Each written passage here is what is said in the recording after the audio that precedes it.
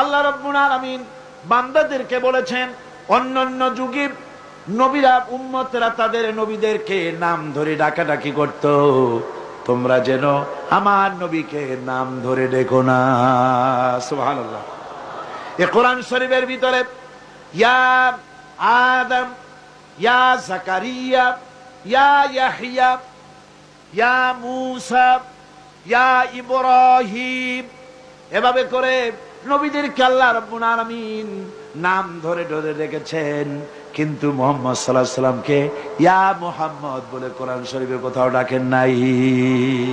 সুবহানাল্লাহ। জোরে বল সুবহানাল্লাহ। নিজে তো আল্লাহ ডাকলেনই না, নিজে তো হুজুরকে কোথাও আল্লাহ নাম ধরে ডাকলেন না, বরং উম্মতদেরকেও নিষেধ করে দিলেন আমার নবীকে এভাবে নাম ধরে কখনো ডাকাডাকি করবে না। আল্লাহ পাক তার নবীকে এভাবে মর্যাদা দিলেন, সম্মান দিলেন।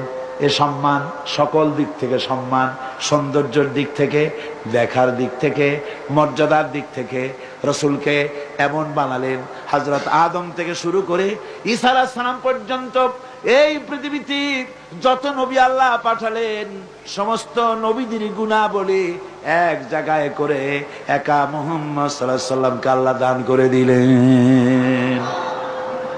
সৌন্দর্য দিলেন এত বেশি।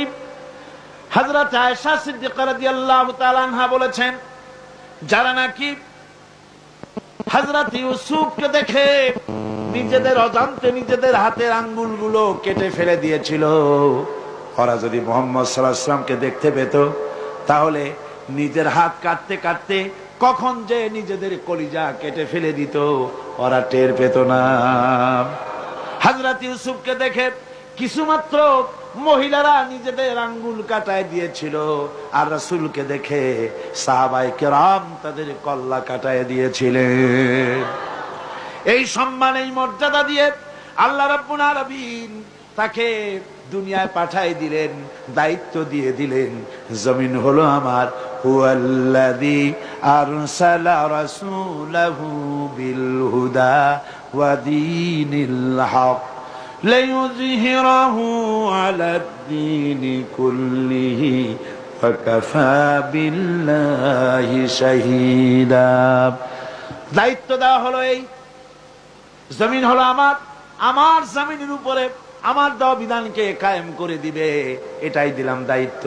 এই দায়িত্ব পালন করতে নবীজির মক্কি জিন্দেগিতে 13 বছর সময় লাগলো মানুষ তৈরি করতে। 13 বছর পূর্ণ হওয়ার পথে এমন সময় রব্বুল আলামিন ইচ্ছে করলেন নবীজিকে আপন দরবারে ডেকে নেবেন, কিছু খাস কথা বলার জন্যে নিজের দরবারে ডেকে নেবেন, মেরাজ করাবেন, আরশে আজিমে ডেকে নেবেন।